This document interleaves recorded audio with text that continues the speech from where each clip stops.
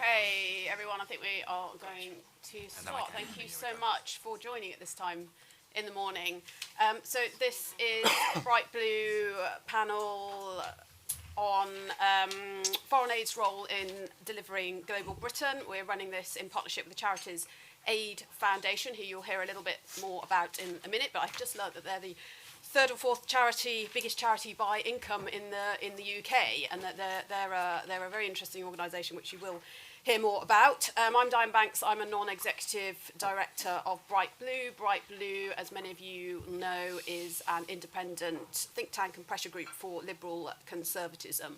Please do feel free to tweet about the event. Our hashtag is WeAreBrightBlue, and the CAF hashtag is CAF.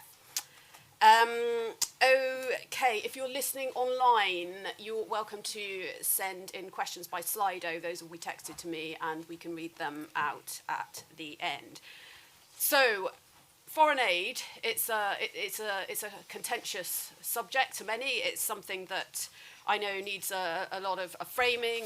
You know, a lot of people ask, why are we doing it? Why are we delivering it when there are more pressing issues here at home? So we're going to be getting into that today.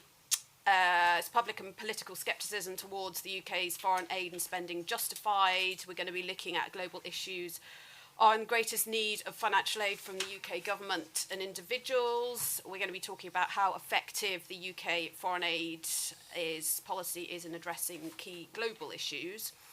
And more to the point, how can the third sector better demonstrate that public and private giving is spent effectively? The state of private cross-border charitable giving in the UK. And we're going to talk about how the government can empower individuals to make donations to good causes abroad. Today, I have with me Andrew Mitchell to my left. Andrew was the Secretary of State for International Development for 2010 to 2012 and the Chief Whip in 2012. On my far right, I've got Alina, Rocha, Menocal. Metaphorically, I think. Yes. It's the thing with political conferences, describing positioning is, one has to be careful. But at the end of the table, at this end of the table, we have Alina, Rocha Menocal. She's the Principal Research Fellow in the Politics and Governance Programme at the Overseas Development Institute. To my immediate right, I have Neil Heslop, who is Chief Executive of the Charities Aid Foundation. And to his right, we have Richard Blewitt. So Richard's the Executive Director of International at the British Red Cross. And then finally, on the far left, to my far left, we have Stephanie Draper, who is Chief Executive of Bond. Okay, so the format this morning is each of the panellists are going to say a few words, and then we're going to move to questions. Right. We're going to start with you, Andrew. Thank you. Well, good morning, everybody. And it's nice to see so many people here so very early in the morning at the start of the second day of our party conference, and to see even some from Sutton Coldfield who have made it here, my own constituency, not many miles away. I wanted really to start the ball rolling by saying a few fairly hard things about where we are on this subject and the challenges for all of us. But I thought I would just open with a look at the first two questions, the exam questions that you have set, Diane. What is the role of foreign aid in delivering the UK's foreign policy objectives? And is public and political scepticism towards the UK's foreign aid spending justified? And what can we do to address these concerns? Now, the first thing I want to say about the role of foreign aid in delivering the UK's foreign policy objectives is that everyone understands that Britain is no longer a military superpower. That went long ago. The only military superpower is America. But Britain has been in the past a development superpower, and that really matters. And everyone who has operated internationally, prime ministers, foreign secretaries, has realised that in terms of British heft, the dominance that Britain had, not just in terms of money, though money is important, but in terms of expertise and the brilliance of the way in which we presented the attack on poverty, Britain had real muscle. So in terms of the foreign policy objectives, and many of those objectives are severely international now, we need very much to understand what ability to prosecute British aims that soft power gave us. Now, in terms of public and political scepticism, I do think that we have to accept as a sector that we haven't always explained things well. I mean, I would argue that every single penny of the development budget is spent in the national interest, that is one of the key points I intend to make at the various fringes I'm doing during the conference, that this is not some sort of rich person's charity. It is at the very core of making sure that our own national interests are pursued, and we need to persuade the public, in my view, of two things. And those of you who've heard me before will not find the second one very surprising. But the first of all, we need to explain to people that every single penny is spent in Britain's national interest, and secondly, that every hard-earned pound of taxpayers' money spent, we deliver 100 pence of value on the ground. I do think that although British leadership has suffered a considerable setback during the last 3 years, I do think there is some grounds for optimism that the new Prime Minister understands from her time at the Foreign Office the role of development, the role of soft power, and the importance of making sure that we support it strongly. Now, I'm just going to make 4 or 5 very quick points, because I know that we want to make sure we get proper chance for discussion from the floor. But first of all, I mean, the leadership position that Britain held since 1990, that leadership position has abated. We are not in the same position as we are now.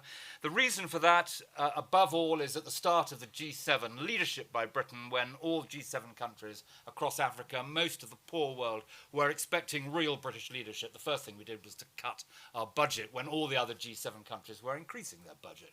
This was not a good signal from Britain's point of view. And of course, it also took place during the heart of the first major international pandemic, which if nothing else, underlines the importance of international development policy and working closely together. And be assured, this is not just about money. The decision at the same time to abolish DFID, part of the Foreign Office for sure, but as those of us who've worked in the city understand, there's no such thing as a merger of equals. There's always one side on top, and what effectively happened was that DFID was vaporized.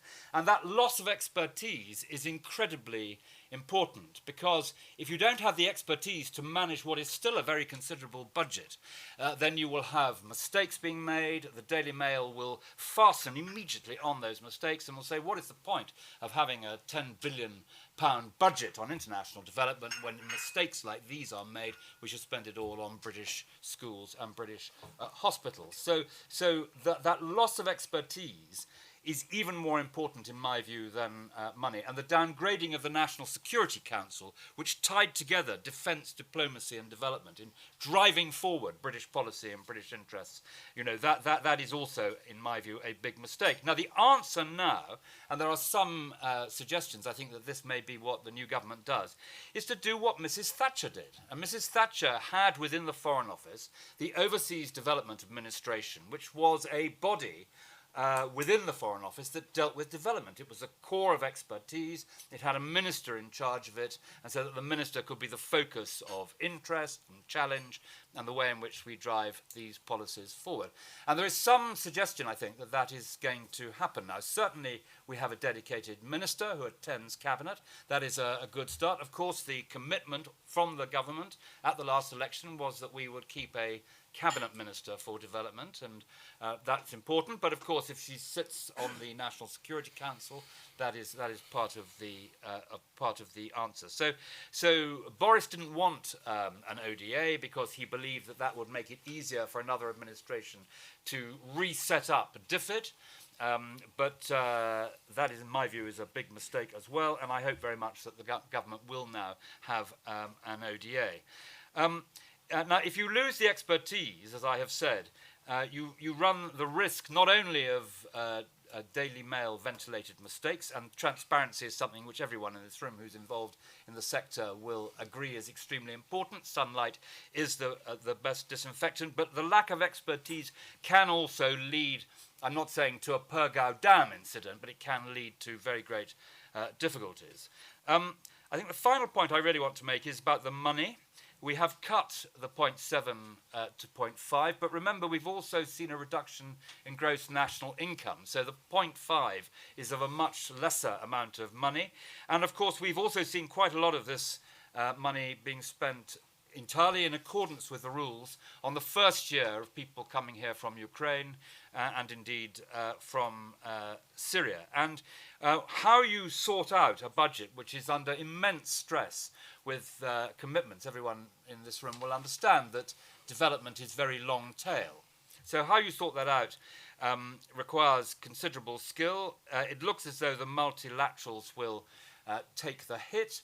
That's what it says in the new strategy. There is some logic to that. I suggested to Liz Truss that it would be important to take the money from where the money is. It's like Bonnie and Clyde. Why did Bonnie and Clyde rob banks? They robbed banks because that's where the money is. And the money was very much in Britain's enormous subvention to the World Bank, and bringing that back to the same level as Germany and France. That is a sensible way of finding more money for the bilateral programs. But don't forget that the spending on the World Bank gave Britain a way of doing really big things in the developing world, pursuing British interests, pursuing the aims we wanted from foreign policy. If you do it through the World Bank, you have this mechanism of a trust fund which crowds in other countries' money and pursues British objectives. So we lose a bit of that, but on the whole, that is the best answer. And my final point is this. I've underlined the importance of national interest. I've underlined the importance of getting value for money. I've underlined the importance of having a clear and incisive understanding of why this really matters. But above all, it is this. All the major challenges that our generation, the next generation face, all of them, climate change, migration, pandemics, terrorism, protectionism too, all of those require more international cooperation. And we live in an era of narrow nationalism and populism. These things are inimical to challenging these great challenges we have to face. And it's up, it seems to me, to all of us to try and make the case that British interests, British foreign policy, depends upon our unique role, really, in the international system, with a diplomatic service that spans the world, with one of the most effective military forces in the world. We can help to move the dial internationally, but a core part of that cocktail is British international development leadership, which I'm afraid today is somewhat on the back foot. Thank you very much. Thank you, Andrew. A broadly optimistic start with caveats. Okay, I'm going to move to Alina now. Now, Alina, before you do your 5 minutes, could you just say a little bit about the politics and governance program at the Overseas Development Institute? Yes, sure. So I should start by saying that it's no longer called Overseas Development Institute. Oh. It's like Prince. It's just ODI. Oh. So it's the artist formerly known as. So we're just ODI. And I am actually now a senior research associate. I was a principal research fellow in politics and governance until June, but now I'm a senior research associate. The core of that program is on understanding how change happens and why. And we firmly believe that to understand how anything happens and why, you really have to look at the politics and the power dynamics underlying that. So development itself is a profoundly political endeavor. It's not linear, but complex. And therefore, it is really imperative to understand who the power holders are formally and informally, to understand what entry points there might be for change. And some of these might not be technical, but actually profoundly political in nature. So that's the work of that program. That's great context. So good. So now I have reintroduced myself, so that's good. And just by way of background, I have spent much of my career as a researcher looking at these things: governance, politics of reform, and understanding how change happens and more fundamentally why.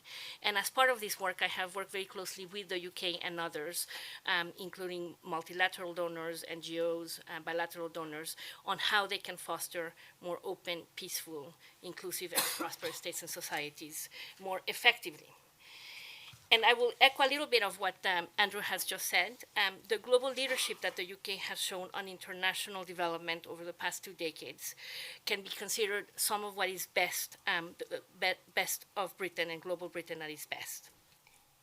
Foreign aid has been a very important source of soft power for the UK in its work towards a safer, more equitable, and more prosperous world, which, again, as Andrew has emphasized, is absolutely in the national interest. The UK has been widely recognized as an innovative and effective leader in this field, and it has been setting a lot of global agendas on this matter.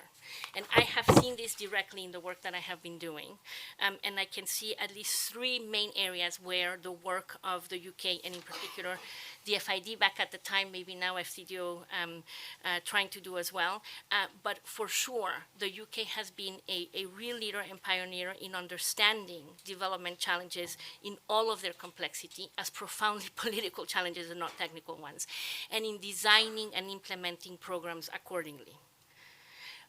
The UK has also been really central in placing politics and governance at the center of doing good better, from health and education to women's economic and political empowerment, and from conflict and fragility to climate change. If you all remember the MDGs, the big lacuna there was governance, and guess what? It remains the case today. Governance is central to everything. And as the UK has grasped the complexity of development and what it takes to make change happen, it has also learned to work in ways that are much more adaptive and flexible, or trying to do that. So it has been a real pioneering in this field. UK-funded research, which is also essential to improve policy and practice, because it lets you understand what has worked well, where and why, and what has worked less well and why, has also been a very important lever of soft power. And the UK government has funded in a wide range of research programs and research funds with UK research institutions at the center that have developed world-class partnerships and collaborations all over the world, and have provided evidence-based responses to pressing global problems. But, and this is where we get to the but. Over the past few years, the UK government has taken decisions and implemented policies and actions that threaten to undermine the very levers of UK soft power on the global stage. Andrew mentioned the cuts that were done to the budget, which were in breach of the Conservative Manifesto pledge, and that was enshrined into law. And these cuts have been profound. They have involved everything from bilateral to multilateral funding, for everything from humanitarian work to service delivery, and from maternal health to global anti-corruption efforts. The government has explained that these cuts in aid, which are intended to be temporary, are necessary because of the severe economic downturn the UK has experienced as a result of COVID-19, and presumably also Brexit. But as people like Andrew himself and others have eloquently put it, the savings from aid are likely to be almost insubstantial in the UK's overall fiscal situation, while for the world's poorest, the impact will be greater and even devastating, as a lot of key partners have put it. These cuts in aid are a political choice, not an economic necessity. And the way in which these cuts have been made, without impact assessments or proper lead time to enable sustainable planning, have the potential to seriously damage the UK's reputation around the world stage.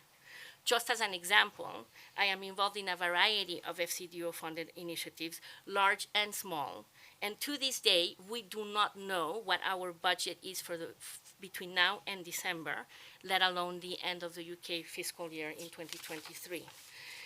This lack of visibility over the most immediate term makes it extremely challenging to plan and implement projects effectively. It can also undermine relationships and strategic partnerships that have been built over years with key strategic allies in government and civil society across countries and regions. Moreover, funding cuts have entailed a substantial loss of personnel and capacity within the UK government, within UK government departments, including FCDO, to deliver on the ambition of global Britain. And there is a risk that state capacity is even eroded further if there are more cuts across the UK government in light of the cost of living crisis, planned tax cuts, and the plunge of the pound. No state capacity, no global Britain. Perhaps more fundamentally, the idea of a global Britain hinges on the promise that the UK can be a force for good in the world because of our own values and track record as one of the oldest liberal democracies in the world. And the UK needs to lead by the force of its example. There is a crucial opportunity for the UK to continue to deploy its soft power to do good better. However, to make global Britain more than a slogan requires sustained leadership, commitment, and investment anchored in UK values. This is a positive vision for global Britain that we all should be working towards, which again, as Andrew nicely put it, is very much in our own national interest. Thank you. Thank you, Alina. That's a really interesting international perspective. Just out of interest, which other countries do you think have a good history of delivering foreign aid effectively? Well, I think Andrew is correct that the UK has been absolutely path-breaking in this sense, and it has been admired from far and near for the work that it has done. You can also see the work of USAID, for example. They have also been trying to do a lot of things differently, and they are making a difference. I have worked very closely with the Netherlands, actually, and they, they're smaller, but actually quite good themselves in terms of understanding the politics of development and trying to work very differently as a result.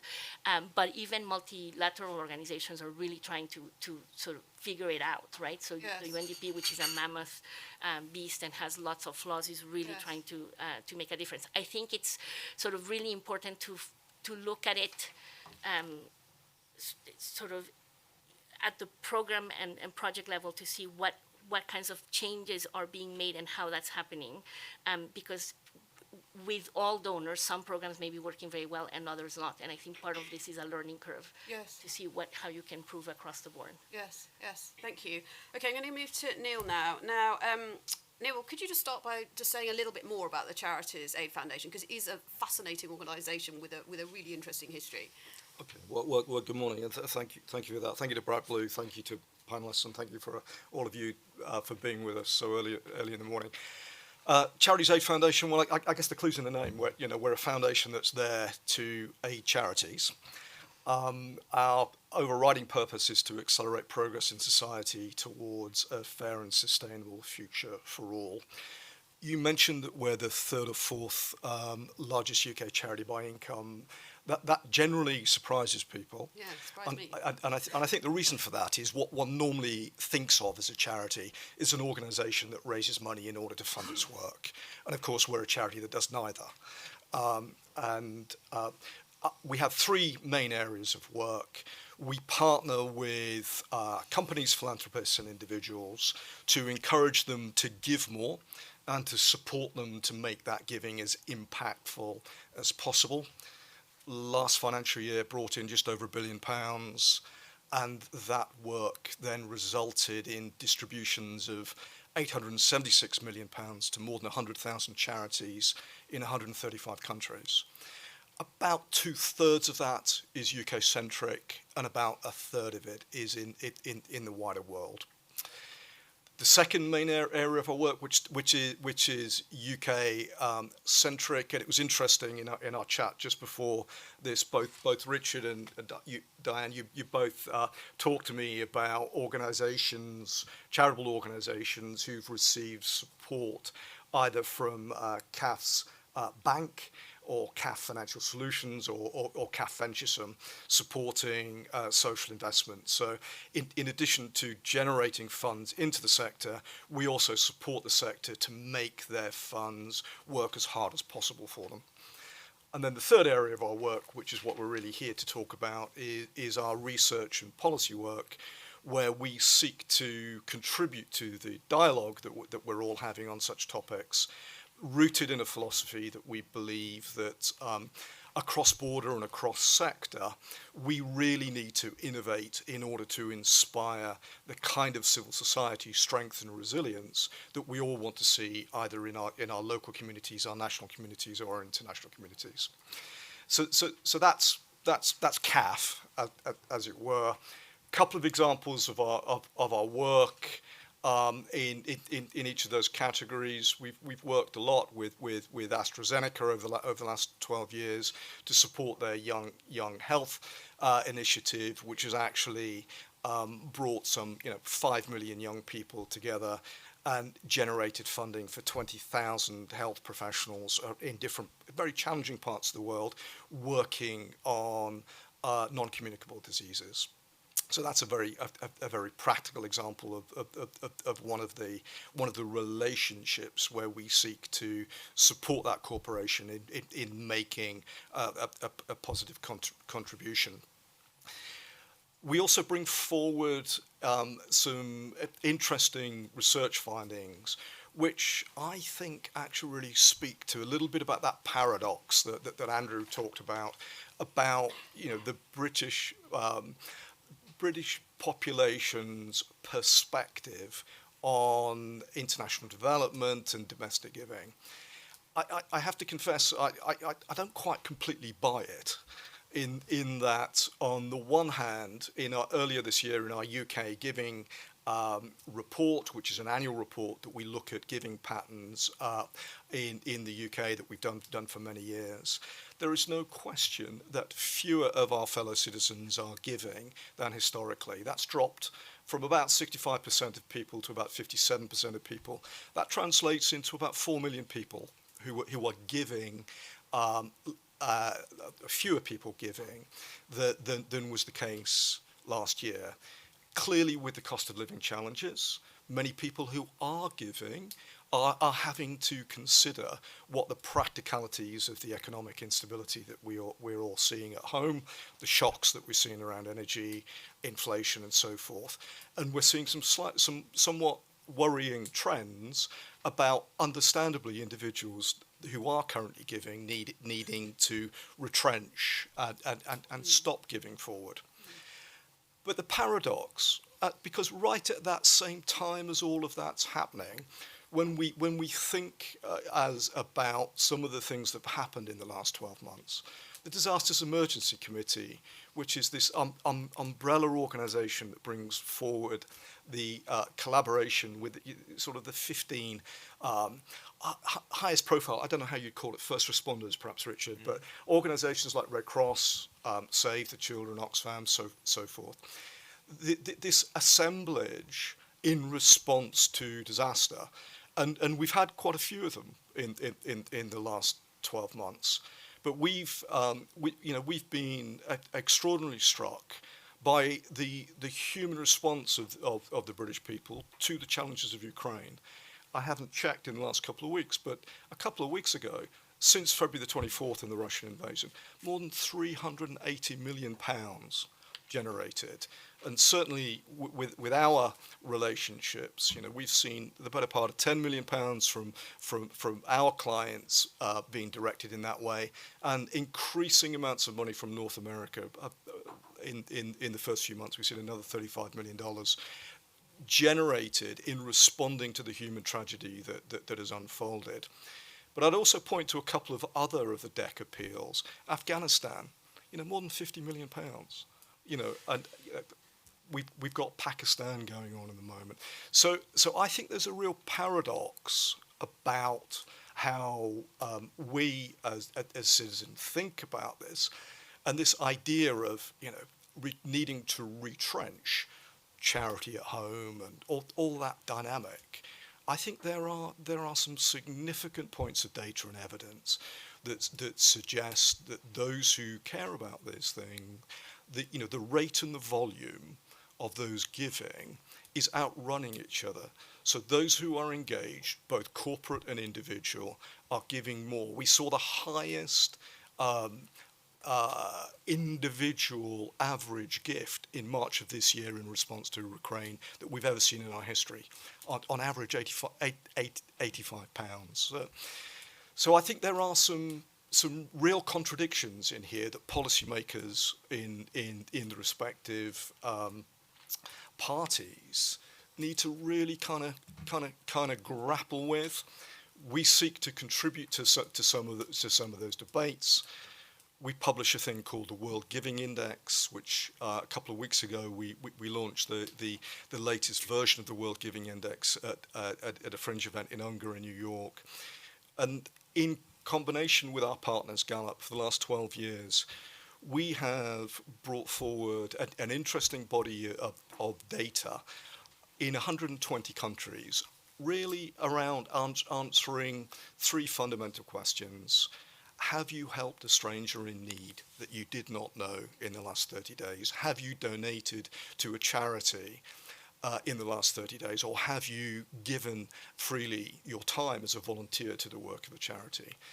And we then publish all of that data into an annual index. And if you have time, I would suggest you check out some of that data, because I think it's really pointing to the growth around the world in some quite surprising ways, both in the developed world, the global north, but very particularly as economies strengthen. And then I guess the final thing I would just say is we're recognizing that this is a bit of a moment in time for all of us.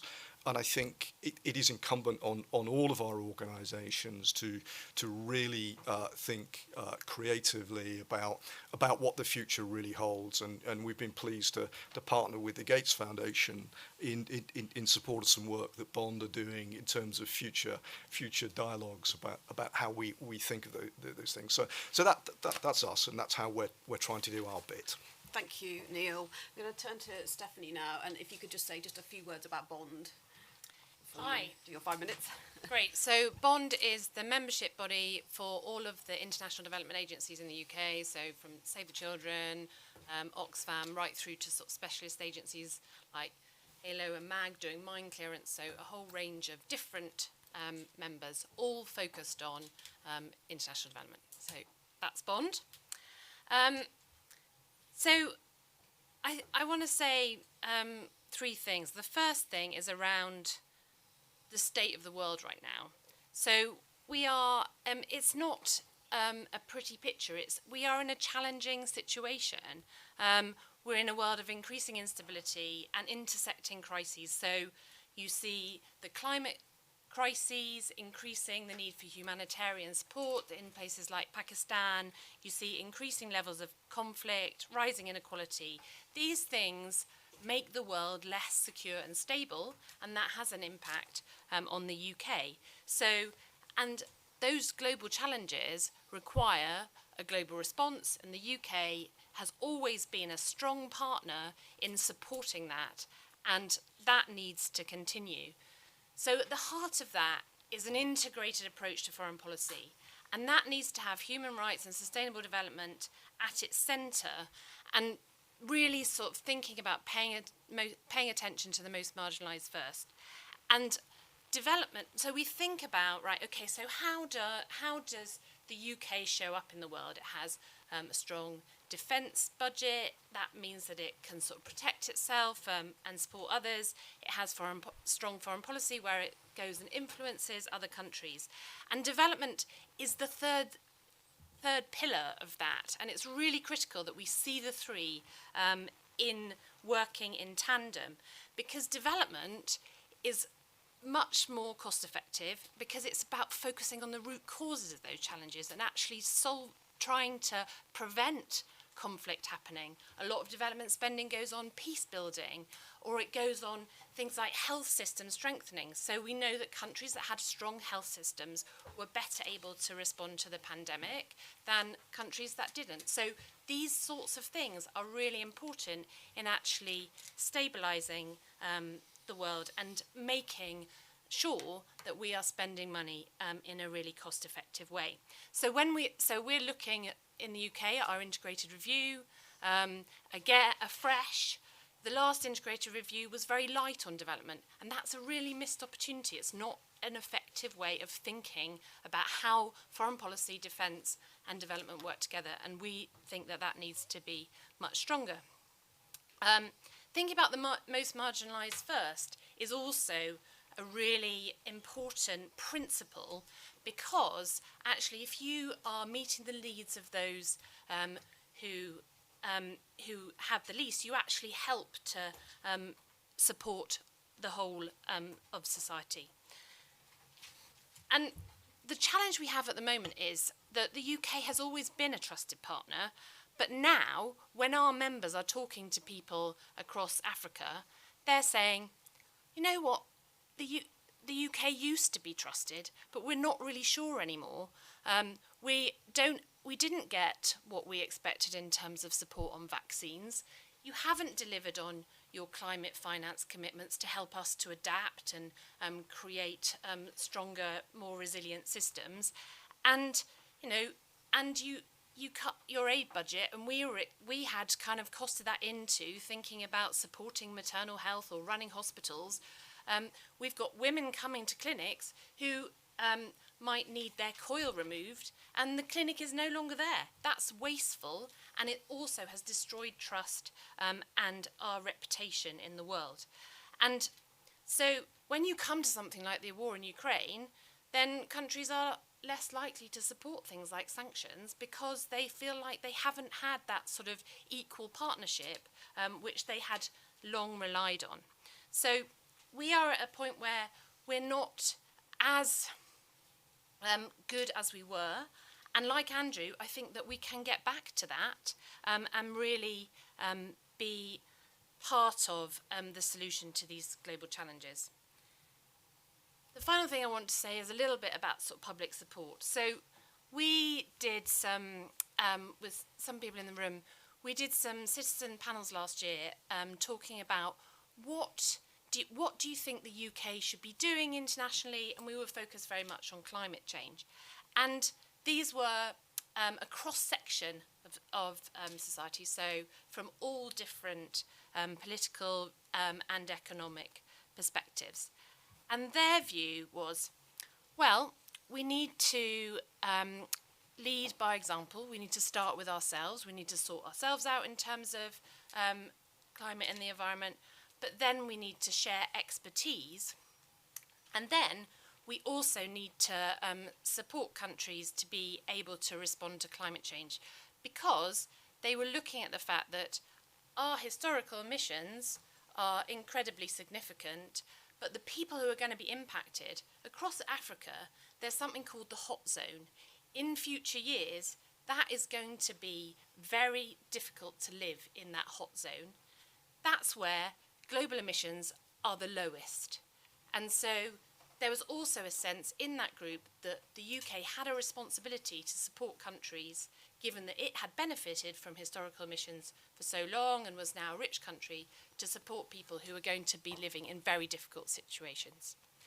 And the other thing I would say on public support is that when we tell stories of development, so we're actually, ironically, when the aid budget was cut, support for the aid budget increased, because we were telling stories of the millions of people who had been vaccinated, the children that had been educated, the healthcare, the water and sanitation that had been provided and was now being lost, was suddenly on the front pages of the media. And everyone went, but these are really good things. Why are we cutting them? And so that is another important element of telling the stories, as Andrew talked about. And in order that we make sure that that's effective, we need to be maintaining transparency on how budgets are spent and what the impact is. And transparency is free, but it's also declining. And I think, as the UK public, we have the right to know how the aid budget is being spent and what the forward plans are for the aid budget. And so transparency is also a key part of where we go next. So, if we're going to have a more secure and stable world where everyone can thrive and determine their own futures, which is what we, I think, need to be ambitious for, then the the UK, we do need to be thinking about things differently, but the UK needs to be a really strong partner, and that needs resources. So at the moment, at the very least, we should be seeing the 0.5% aid budget as a floor, not a ceiling, so that we can actually respond to these increasing humanitarian crises and getting back to the 0.7. We need skills, we need that independent attention through an independent department, and we really need to be sort of getting back to being the UK as a trusted partner in the world. Thank you, Stephanie. I think transparency is coming up as a big issue here. Richard. Great, thank you very much. So firstly, I want to thank Andrew for your leadership in development and your leadership linked to the Nationality and Borders Bill. I mean, the Nationality and Borders Bill and who comes to the UK is directly linked to the failure and success of international development aid. It's not something that you can separate yourself from. The British Red Cross is part of the UK aid architecture, being a recipient of UK aid funding alongside generous donations from the public and corporate partners. We actually received 180 million for our work in Ukraine from the UK public and corporations, and that shows the level of trust and confidence and willingness to support that rests, I think, in the UK public. We greatly value the strong partnership and dialogue with government and the UK aid actors that we work with to address some of the world's most pressing humanitarian problems. It is a problem last year that the humanitarian budget of what was DFID and then became FCDO was cut in half. Many Conservatives, I think, would be very surprised by that and very concerned by that, because actually it has great impact. UK aid for humanitarian assistance works. And we worry about the future humanitarian aid budget, actually. Andrew talks about using the aid money for Ukrainians who have come to the UK, which is perfectly legitimate, but a lot of money is going to have to go to Ukraine for years to come, both to deal with a protracted crisis that is going to go on for many years, probably, sadly, but also to deal with the reconstruction. And if you have to put a lot more money into Ukraine, that's going to have to be taken from sub-Saharan Africa, taken from other places that need very pressing assistance. As a British institution delivering humanitarian assistance through our global network of 192 Red Cross, Red Crescent National Society partners, we see firsthand the enormous impact of the UK aid programme working with communities, whether in Ukraine, Syria, Afghanistan, Ethiopia or beyond. This assistance undoubtedly helps people recover from crisis and improves their lives. Public scepticism of foreign aid is understandable if efforts are not made to demonstrate its value and effectiveness. It can also be hard to appreciate the difference aid can make if we have the perception that certain countries' development does not improve over time or even goes backwards. At the moment, the cost of living crisis is obviously putting enormous pressure on people here in the UK. And the third sector, we have to work doubly hard to inform the public of why aid works. At the British Red Cross, we aim to bring to our supporters regular evidence of this through stories, testimonies of our beneficiaries worldwide, and reporting to FCDO on the delivery of UK aid funds is extensive and rigorous. Recent third sector initiatives such as the Aid Alliance also aims to pool our efforts to enhance public understanding and improve perceptions of foreign aid. In terms of which global issues are the greatest need of financial aid, this is a really difficult question, as we live in a time of multiple and overlapping crises. Many of these ebbing and flowing over time and never get resolved. Yemen, Syria, the list goes on and on. Many crises are driven by a range of underlying factors such as climate change, growing poverty, continued health insecurity, and protracted armed conflict. Tackling this complexity requires coherence across the humanitarian, development, and climate agendas, and flexibility in funding channels to ensure the most effective use of the foreign aid budget. 3 weeks ago, I was in Somaliland, and Somaliland is an amazing success story. And it's a success story of a non-recognized part of Somalia that is stable and moving forward, where there's hope and a future for those that live there. And the UK has played a very pivotal role in the last 25 years in Somaliland to build that hope and change.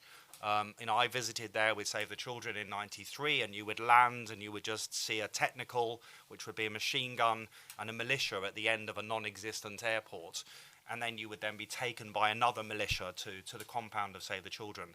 It's a completely transformed place. There are 3 well-functioning universities. There is a highly efficient economy moving forward that's very entrepreneurial. And the UK currently has just paid £25 million to help build a passway road around Hargeisa to improve the effectiveness of trade from the Gulf and the rest of the world into Ethiopia. At the same time, Somalia and Somaliland has 4 years of drought. And actually, there are some people who are really struggling on the margins, and we need humanitarian aid. So we need to do development and humanitarian together to really have an effective impact.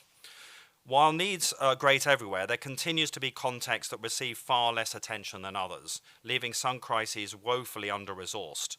At present, we have massive food insecurity across the Horn of Africa and into the Sahel, and it's a very urgent situation. I was very happy to learn yesterday that the new minister is off to Ethiopia tomorrow for a few days to give more visibility and attention to the Africa food crisis. And we need to support Africa to find African solutions. So actually we're running a conference with the African Union to discuss long-term solutions to the Africa food crisis on the 10th of October. In summary, the UK foreign aid plays a vital role in helping communities in need worldwide. It also enhances the UK's leadership to strengthen a rules-based international order and contributes to addressing the impacts of some of the most pressing and destabilizing global threats, including multiple and protracted conflicts, increased displacement, and the worsening consequences of climate change, and the serious risks of global food and health security. Enhancing our efforts to make more visible its positive impact and effectiveness is critical to strengthening public support for UK foreign aid. Thank you. Thank you, Richard. So we'll move to questions in a minute.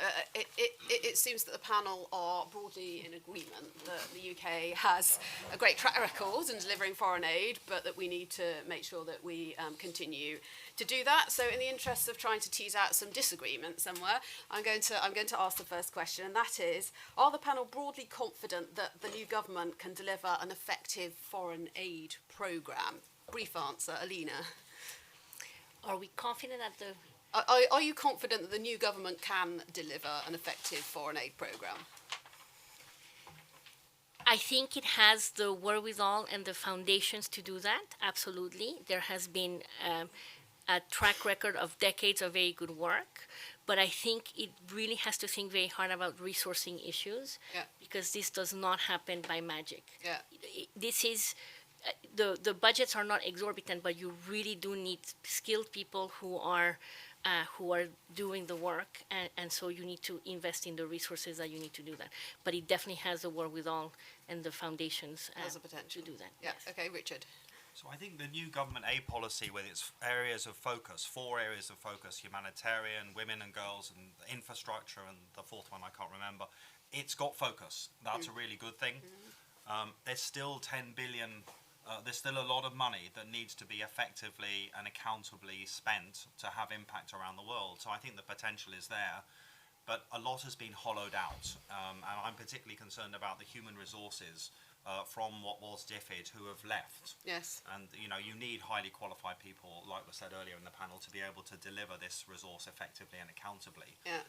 The last thing I would just say is I hope the UK government can put more attention to the role of local actors. I mean, USAID under Samantha Powell is putting 25% of USAID's money into the hands of local actors, realizing that if you want to get a durable impact, it can't be always through so many intermediaries. So I hope that might also improve impact in the long term. Very good point. Neil? I agree with all the points about the history and the potential. Am I confident? No, I'm not confident at all. Excellent. Disagreement. But I think I think we right across the entire political and economic and social agenda, this is a moment in time. Yes. This is a generational kind of period of time, and I think the lens through which we think about some of these challenges, I think. Former Governor of the Bank of England, Mark Carney, and now climate advisor, talks about this period between 2010 and 2030 in 50 or 60 years as being a time in which we will recognise that the world has changed. Yeah. Between 2010 2020 credit crisis, financial value predominated in policy making.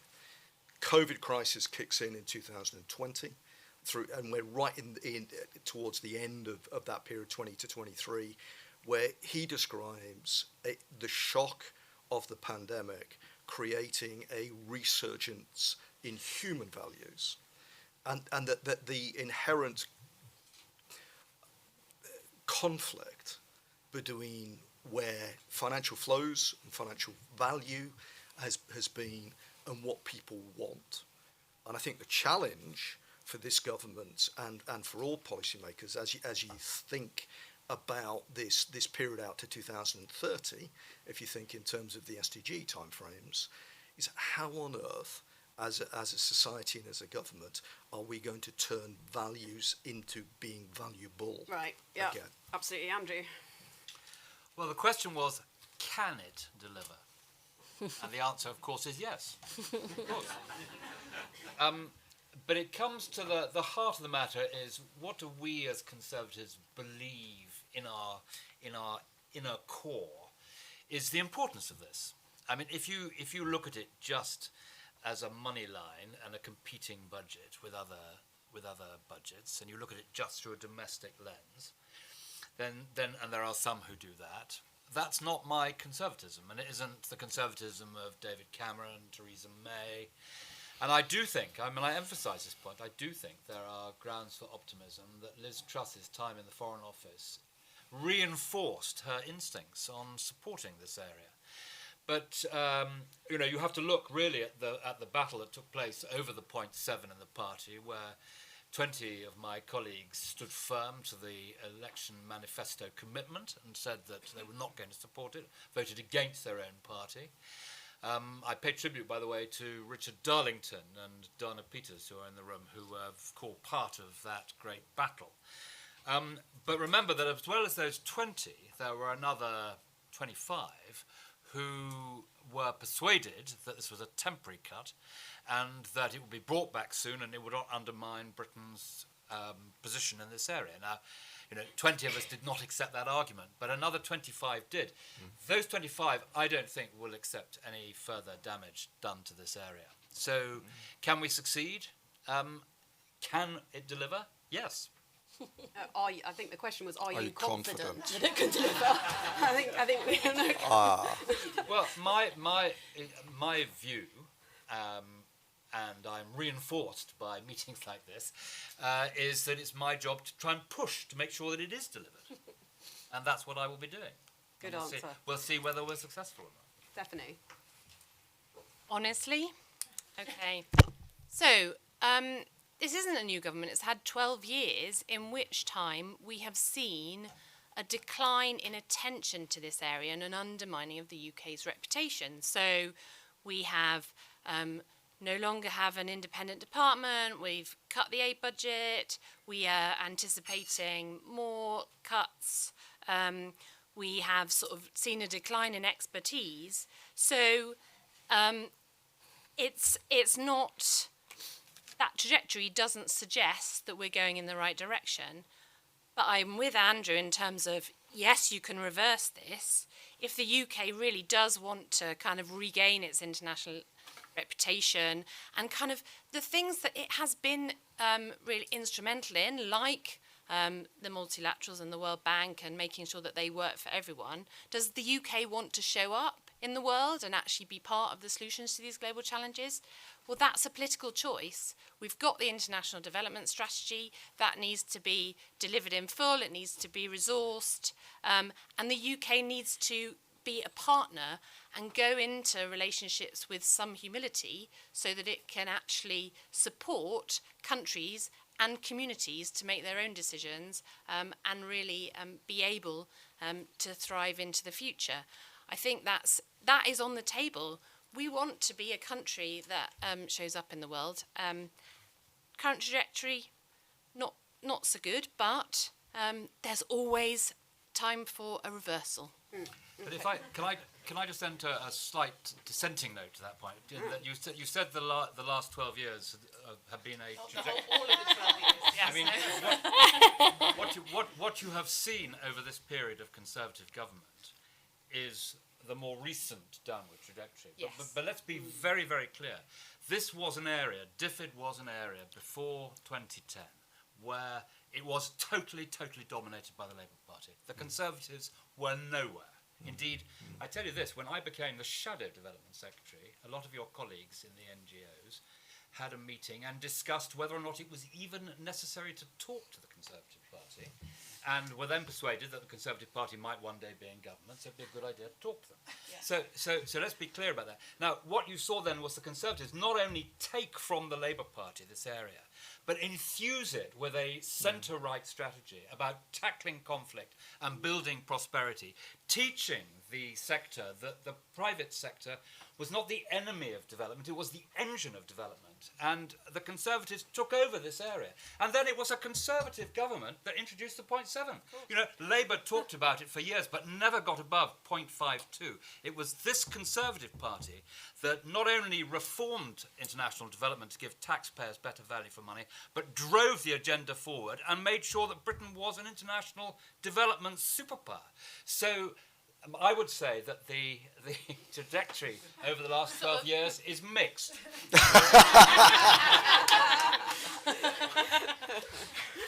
Okay, 15 minutes for questions from the floor, and I'll take them in threes. And we have one there. I'm going to wait for the microphone, and then one here.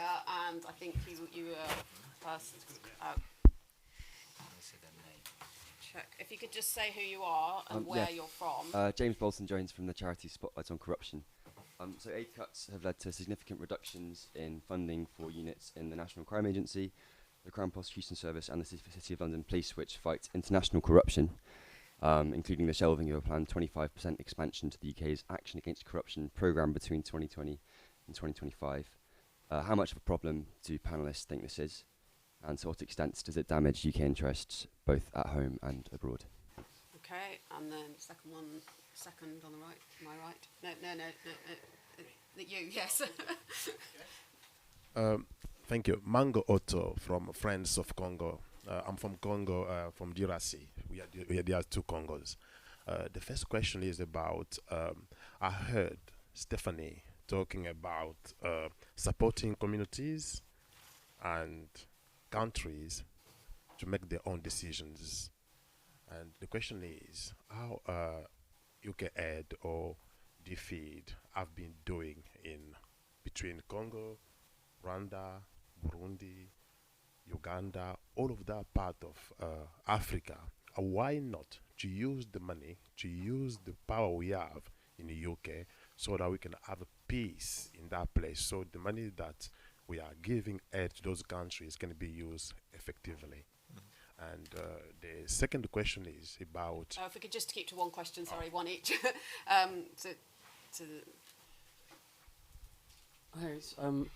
my name's Charlotte Egan. I'm from the Trojan Women Project, which is a project for refugees. I work with refugees for the last decade. What I want to ask is there a way, given, I'm assuming most people in this room are very, very pro-helping people in the developing world, etc., but given the attitude of some people to migration in this country, is there a way of framing the message so that we say, instead of saying, we're giving your money, your hard-earned money to foreigners, we say, by helping these people in their own countries, pretty much what you were saying, most people don't want to leave their home countries. They don't want to come here at all. If there's a way for them to be stable and solvent and have safe lives in their home countries, they would take that road any time. Is there a way to frame that message for the people here? The people who would not necessarily vote for big aid budgets otherwise. So, yes, okay, got you. Right, okay, so cuts, funding piece, and how we frame the message, frame the issue, and specifically in a country that seems to be quite hung up around migration at the moment. Anybody want to take one of those? Stephanie.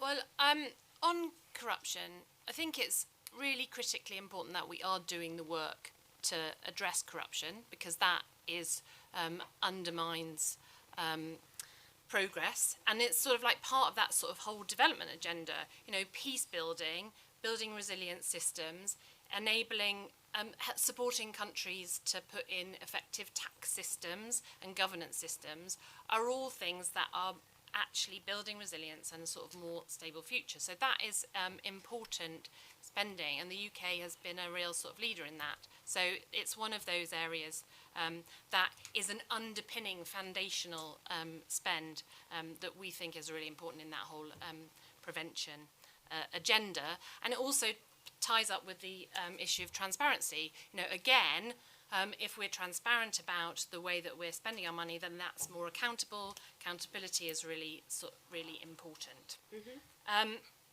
I'm not qualified to sort of talk about the specifics of your region. What I would say is that we think that actually giving communities and countries the power to make their own decisions and giving them the resources is the most sustainable, but also most sort of appropriate way of using the aid budget, and that actually that leads to community strengthening. It leads to people bought into their own decisions.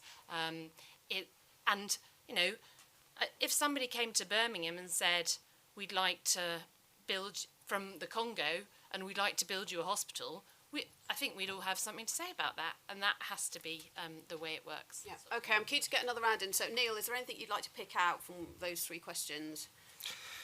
Yeah, I mean, I guess I go back to something that Andrew said right at the beginning. You know, so much of the debate has been about 0.5 or 0.7, whether this country chooses to spend, you know, 1/5 of 1 penny in every pound, or 7/10 of 1 penny in every pound. Clearly, that's important, but I think the bigger challenge is around efficiency and effectiveness. And I think organisations like mine and Richard's and people in the sector, this point about transparency and efficiency, because what you then went on to talk about was that 100% of whatever comes from that 0.5 or 0.7 is effective. And I think the challenge that the gentleman kind of raised there, the money's in the wrong place, and the decisions about the most effective way of spending are hugely challenging, as between the global north and the global south. If you think about our UK agenda, wanting to empower localism in our communities here, it's exactly the same challenge, I think. Yeah. When we think about an international, and I don't think any of us have found the golden nugget to unlock that yet. Sure. Alina, anything grab you there? Yeah, very briefly on corruption and also the narratives, if I may. Corruption is one of these classic, profoundly complex problems. It's transnational. It's not some problem that happens over there in some developing country, but the UK is at the center of a lot of this. So there is a need for real investment, and it is a problem that the National Crime Agency, the funding for that would be reduced. There's an economic crime bill coming up in Parliament that hopefully will get traction, but this is a complex problem that requires tackling through a lot of different angles, and the UK has a very important role to play in that. Around narratives, I would say that this is, sorry, it was you, it's a really important question, and I think the political leadership is really important in how these narratives are framed, and there has been a discourse, not only here in the UK, but also, for example, in the US and what have you, that, you know, it's an us versus them, and so, you know, we can't possibly let people in because they're taking from us. So how the leadership of this country frames the narrative is very important as well. There are a lot of counter-narratives out there, but this is a very powerful framing, and I would challenge the Conservative Party to think about that. Yeah. Thank you. Okay, Richard. Okay, just two very practical things. I think one of the positive things that have happened maybe with the FCDO merger is the ambassadors will play a more central role in pulling together all of the architecture of the UK in a particular country. And that means the political levers, the development levers, trade, hopefully peace and security, maybe that presents an opportunity. If we can support the ambassadors to understand development better, they might be able to do that better. And then the second quick point would be on sort of migration. one of the key things I think for Britain overseas is the stability of the countries we choose to work in, and that we stay there long term. You need long-term partnerships in Ethiopia. You can't keep shifting the geography, because then your credibility to deal with root causes and actually really affect change becomes diminished. Yeah, Andrew? So on the migration point, you are 100% right. The whole justification for British international development policy, when you are dealing with the right of British politics, is that by building stronger, safer, more prosperous societies over there, they don't come over here. And by dealing with climate change, particularly, you saw that. If we go on as we are with climate change, there will be millions of people on the move towards the rich world. So you are absolutely right. I do not agree with James. James is far too pessimistic. There's a huge increase. There's an economic crime bill coming up. There's the Parliament defeated the executive in saying that we had to have open registers of beneficial ownership. So it's not about money, it's much more about structures. The Magnitsky Act, which we passed in this country, because Parliament said it was necessary. So I beg you not to be so pessimistic. There's an awful lot going on that score. And I don't think I can do justice to Mango's question, but corruption, you're talking about the DRC, not Congo, are you? Yes, I'm talking about DRC. Something about the Yeah. bond between DRC, Yeah. Uganda. So corruption is a huge problem with dealing with the DRC, which nearly led to Britain ending quite a big chunk of its programme in the DRC. But if you look at the development results in Rwanda for the money that we have spent, they show development, at its very, very best. Okay, thank you. Right, we started 5 minutes late, so I'm going to go to 20 past. So 3 more, and it's 1, 2, 3. Thelma Mattett from Sutton Coldfield. How does the UK work with Give the mic. People at the back can hear. Thelma Mattett from Sutton Coldfield. How does the UK work with other countries to make sure the foreign aid goes to the right people in that particular country? And how does it deal with those particular countries who might have alternative political agendas, especially in Africa? Okay, thank you. Yeah. Hi there, Lydia Rollinson from the International Rescue Committee. It's actually quite a nice follow-on to that. Given that we're talking about how to prioritise effectiveness of spending money, I'd love to hear the panel's thoughts on committing to 50% of our budget going to fragile and conflict-affected states such as Ethiopia, Afghanistan, Syria. Okay, and the... Roberts from Vauxhall, quick question. Who are the nations that can challenge us now to take our position? Is it China? Is it Qatar? Who are the threats for us here? Great question. Right, so getting aid to the right people, 50% of the budget to fragile states, and who are the challengers? I'm just going to ask the panel to pick out one of those. So starting with you, Neil. Oh, blimey. I was hoping you were going to come to me last. I think what people in relation to effectively partnership around priorities that the lady from Sutton Coldfield talked about. When you talk to the traditional structures of people around sustainable development goals, the world has an established language in how that debate is debate is taken. What those people say to us is where are we? Do both we and to an extent the Americans are seen as a bit half-hearted about that global mechanism for bringing people together, and I think so I think part of the answer lies at us dealing with our collective national schizophrenia on that topic. Mm-hmm. Alina? I will pick the question of who are the counterpart, China. So this is a really interesting question because for a very long time, donors through the DAC have really tried to agree on certain principles of engagement and certain values. So the promotion of good governance, human rights, what have you. Some of this has been done less effectively in some places than in others, sometimes effectively, what have you. But there's that idea that principles and values matter, right? China is extraordinarily effective because it does not have those sort of strings attached to the aid that it provides. And it also provides a very compelling example of an economic superpower that has been able to do extremely well without the trappings of democratic politics. So it's a really, really, really compelling model for some. Not every country can become China, clearly, but the aspiration is certainly there. And the what I was saying earlier, the force of the example for people who may have authoritarian tendencies is there. So this is why it is so absolutely crucial to demonstrate why British values grounded in liberal democracy matter and why we have to follow them at home and abroad. Great answer, Andrew. So I'm all three brilliant questions. I must, of course, answer the question from Thelma, from the royal town of Sutton Coldfield.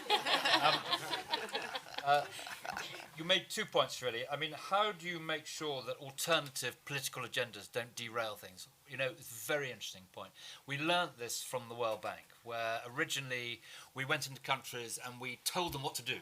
And often we'd impose policies on them. The IMF did it more, which would result in food riots. So then we said we must do more partnerships. So we then talked about water projects, where we'd say you can have water projects, they must be privatised. And of course everyone would fill in the form and they would go along with what they were told to do. But if a country didn't actually want to do it, it didn't work. So we learnt the vital thing about international development, which is you have to cooperate. It has to be partnership. It's not rich countries doing things to poor countries. You have to work together for a common goal and objective, which is why in Rwanda it works so well. And your second point was about the money getting through. How do you check that it's not derailed? Well, it's one of the reasons why we did much less budget support. Budget support is money to governments, but you can only do that if you can look taxpayers in the eye and say that the money is being spent properly.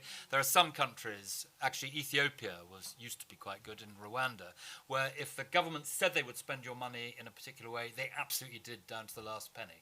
But you have to make sure that corruption, which is the cancer in development, is absent, and that you can see that the money you are spending from hard-earned taxpayers really is getting there, and that's why you use whatever device achieves that end. Mm-hmm. Richard?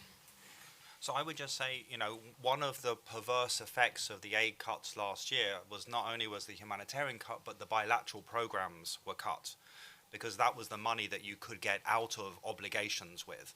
That is the antithesis of, I think, of what many conservatives believe. The humanitarian and the bilateral programs are the things that have the biggest impact, where you can really drive change, monitor change, and deliver change. So I kind of hope that the sort of future government agenda is going to put the bilateral back, and that we can be a consistent long-term partner with countries, like Andrew says, to deliver real change in a partnership model. You, Stephanie? I'll just pick up on fragile and conflict-affected states, because so the aid budget is unique in the sense that it does things that other money can't do. So you don't get private investment into fragile and conflict-affected states in the same until you have actually stabilised and addressed and supported people on the ground. So 50% of the aid budget commitment was always a commitment and differed, and it makes sense because it's a really sort of good and effective use of the aid budget. Thank you, Stephanie. Okay, so we are dead on 20 past. So I hope that's given you a lot of food for thought to go away with.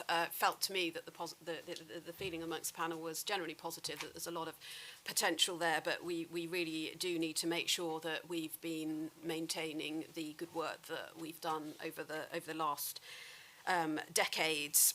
Okay, big thank you to Neil and Kath for making this morning possible, and thank you to all of you for turning out so early in the morning.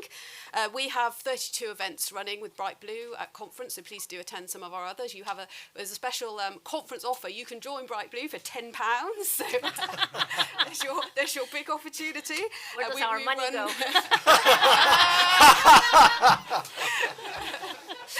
It goes towards putting on fantastic events like this and throughout the year in various different places around the country. So, yeah, absolutely. Okay.